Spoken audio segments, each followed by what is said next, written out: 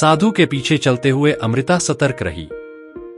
उसके सामने कई सवाल थे। क्या वह साधु वाकई मंदिर का रक्षक था? क्या उसका इरादा सच में उस भयानक शक्ति को नियंत्रित करना था?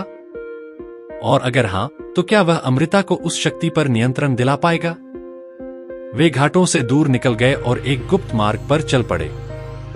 आसपास के इलाके में कोई इंसान नहीं दिखा। अमृता के मन में डर था, लेकिन पीछे मुड़कर भागना भी उसके लिए मुश्किल था। कुछ ही देर में उनके सामने एक विशाल गुफा दिखाई दी। वहां भी मंदिर की तरह की मूर्तियां खुदी हुई थी। साधु ने बताया कि यह जगह अघोरियों की साधना की जगह रही है। सदियों से अघोरी यहां आते हैं और उस भयानक शक्ति को नियंत्रित करने की कोशिश करते आए हैं। अंदर जाकर अमृता को लगा कि गुफा बहुत गहरी है।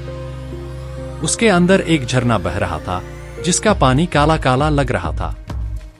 यह पानी उसी मंदिर से आता है, साधु ने बताया। इसमें उस शक्ति का विष भरा हुआ है, पर एक महान अघोरी इससे मुक्ति पा सकता है। उसने आगे बढ़कर एक खोखली चट्टान दिखाई, जिसमें एक मुखौटे जैसी मूर्ति बनी थी। यही है असली शक्ति का स्रोत, साधु ने कहा। तुम्हें उस तरह साधना करनी होगी जिस तरह से हम अघोरी करते हैं।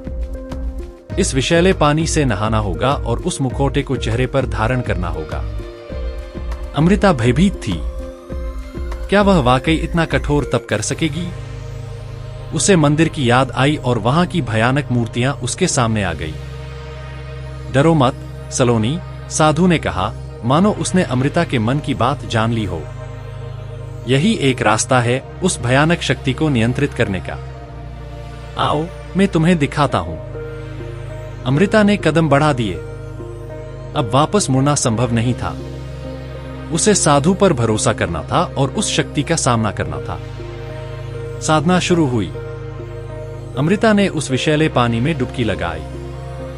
उसकी त्वचा जलने लगी, मानो उसे आग से झुलसा दिया गया हो।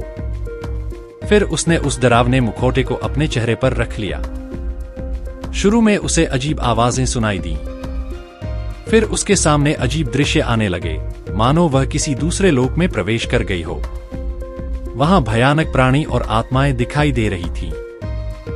इतना ही नहीं, अमृता को अपनी मौत की भी याद आने लगी। वह किस तरह सलोनी से अमृता बनी, यह सब फिर से उसके सामने आ गया। अब तुम सच्ची अघोरिणी बन गई हो, साधु की आवाज सुनाई दी। तुम्हारे पास वह शक्ति है जिससे तुम काल को भी नियंत्रित कर सकती हो।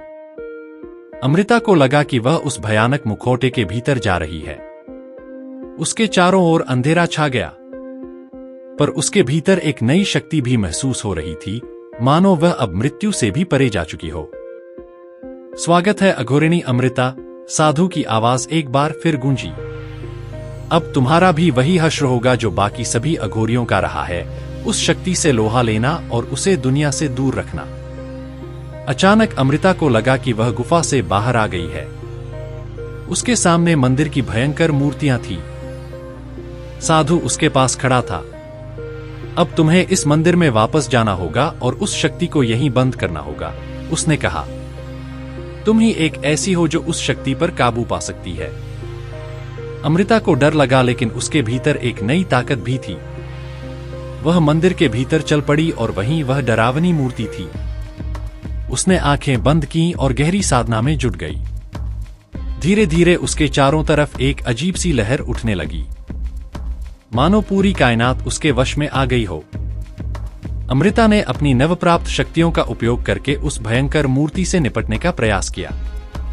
वह दैवीय और तांत्रिक शक्तियों दोनों का प्रयोग कर रही थी। आसपास पूरा वातावरण डरावना और भयावह हो गया था। साधु भी दूर से देख रहा था। अंत में अमृता की गहन साधना रंग लाई।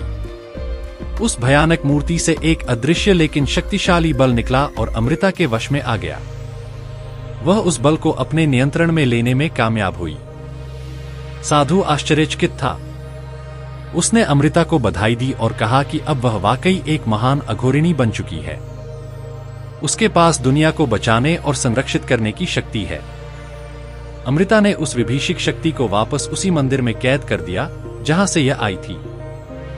साथ ही उसने प्रण लिया कि वह इस शक्ति की रक्षा करेगी और इसे गलत हाथों में नहीं आने देगी। इस तरह अमृता अपने नए जन्म के साथ एक नए लक्ष्य और मिशन के साथ जुड़ गई। वह अब एक शक्तिशाली अघोरिणी थी जिसके पास असीमित शक्तियां थीं। उसे दुनिया की रक्षा करने के साथ साथ तांत्रिक ज्ञान को भी संरक्षित रखना था। इस भयंकर रहस्य से जुड़ने के बाद अमृता का जीवन पूरी तरह बदल गया। उसके सामने एक नया सफर शुरू हुआ, नई चुनौतियों और जिम्मेदारियों के साथ। अब वह मंदिर की भी रक्षा करती हैं और वहां के लोगों की भी। दोस्तों, सुपर चैट के जरिए हमें सपोर्ट जरूर करें। बोलो हर हर महादेव।